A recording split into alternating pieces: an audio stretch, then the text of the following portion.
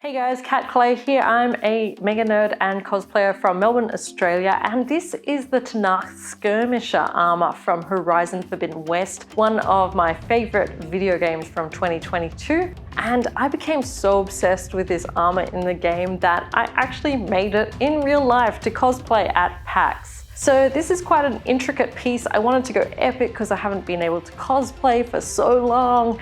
And I thought I'd take you through how I put this together, how it's made, and kind of maybe some of the secrets where I want to improve it potentially for a cosplay competition.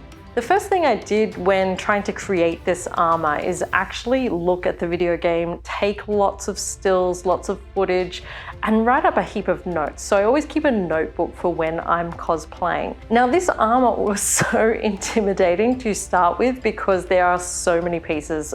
My brother-in-law was like, you know, there's like heaps of armor on that, right? I'm like, yeah, look, I can do it. But the best thing with this cosplay was just taking it a piece at a time, and I'm really happy with how it turned out. So the first thing I did was kind of block out the top armor, and I knew that this was probably going to be one of the most tricky pieces because there's a lot of bits in it. This is the first time I've worked with EVA foam, and I actually use the really light, really thin stuff. And the great thing about this is that you can actually sew with it. So that made it a lot easier for me to put together these parts. What I wish I'd known before I started was really blocking out how the layers were going to come together, because this is about 3 layers here, this is a couple of layers here, this is a few layers here, and also I had to make these shoulder pieces before making this and finishing this off because they needed to be attached, and these are actually sewn on and then an extra layer added on top of that. The fabric choice was also really important. This is actually kind of a wicker fabric for decorating furniture that I found in Spotlight, and I thought, look, this is going to be perfect for covering a wide range of space, and I can paint it and lacquer it and make it look like cane, because that's what I really wanted to achieve with this costume. The costumes in Horizon Forbidden West are all woven, they're handmade out of cane and dried goods, and I really wanted to get that textured effect. There's also pieces of wool around here, but a lot of this is actually hand sewn. So this is raffia that's been painted and sewn around and around the pieces. This is also the edging from this cane fabric. So around here, this is all sewn on the bottom. So there's lots of beautiful beads on these Horizon costumes.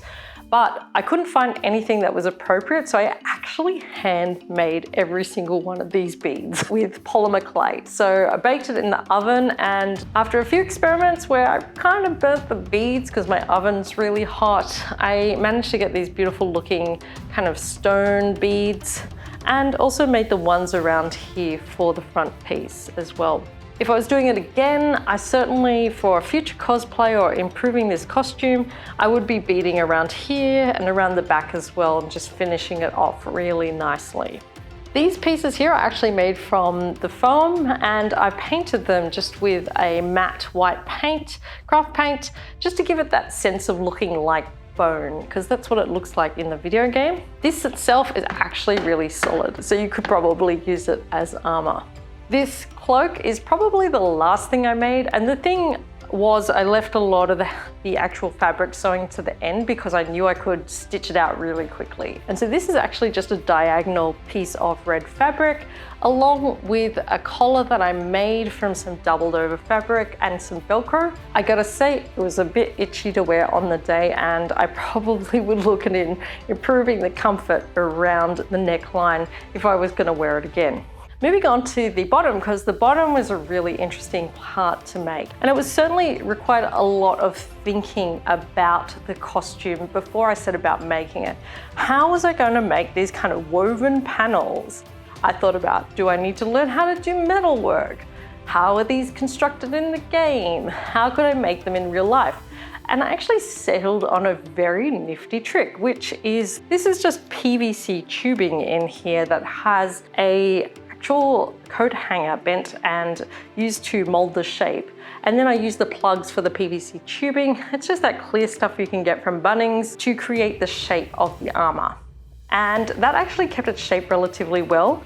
and then went over it with raffia and tried to copy how it was formulated in the video games. The centerpiece, I mean, a crotch plate, if you will, was made with foam, I certainly would do it again with a different thickness of foam. This is kind of like a first run, and I'm pretty happy with the paint job because it's meant to look like metal, but it actually fell off. So it's really just kind of precariously stuck in. Note to self, if I learned one thing from this cosplay is use better glue. This stuff here is really interesting. So this, actually I spent ages trying to find this kind of, you know, long silky fabric, this kind of trim for the belt, and I couldn't find it anywhere. I was like, where do I get this from? I don't know how to make it myself. I've obviously seen it in fancy costumes on TV, but I actually found a second-hand flapper skirt at a Savers, an op shop or a thrift shop, depending on where you're from, and this is actually sewn in here and painted. Likewise on this side, the quiver was actually challenging to make, and this is all hand done. You layer it up with the raffia, and then what you do is actually add some craft glue on the back of it so it just stays in place. And then after you've done all that and you're happy with it, lacquer it over. And then you can add to it again, but you have to repeat that process and paint it before you lacquer it. And then these arrows, obviously cosplaying at a convention, you want to be weapons safe. You don't want to have to spend your whole day in line getting your weapons checked. So I made these very cosplay safe. They are just dowel rods with little feathers on the end that go in there. I probably would have secured them a bit more because they kept falling out the end. I lost a few arrows. What I didn't make here, obviously, are the weapons. So I would love to actually make more of the headpiece that she wears for this armor. It looks like a giant dinosaur skeleton thing. It's really amazing, but I do need a 3D printer to do that. And likewise for some of the weapons, I would love to make, you know, the arrows, the bows, the spear, all to complete this outfit. So that's it for the Tenakth Skirmisher armor. Hit me up in the comments below if you want to ask anything about how I made this cosplay. If you'd like to see more of my cosplays, my video game reviews, or my nerd stuff, please do hit subscribe. And thanks so much for checking out this video.